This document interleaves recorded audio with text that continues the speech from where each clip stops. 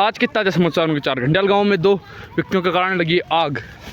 Cameraman Ayush Chauhan के साथ blogger Naresh Rana. और यहाँ पर देख सकते हैं आप गाइस, इतनी भयंकर आग तो किसी की चिता में मिल सकती है जितनी यहाँ लग चुकी है गाइस। जान हानि का बहुत खतरा है गाइस।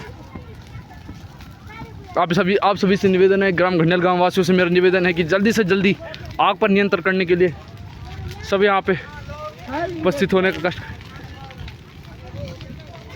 गाइस देख सकते हो, किसी की लापरवाही की वजह से आप पूरा जंगल बर्बाद कर सकते। और मैं क्या ही कहूँ, कैमरा क्वालिटी बहुत अच्छी है इनकी। और यहाँ पर देख सकते हो आप, ग्राम घंडियाल गांव के वासी यहाँ पर आप पानी गाइस आप देख सकते हैं। ये आग नियंत्रण में होने के लायक है, बता सकते हैं? बताइए जरा। ये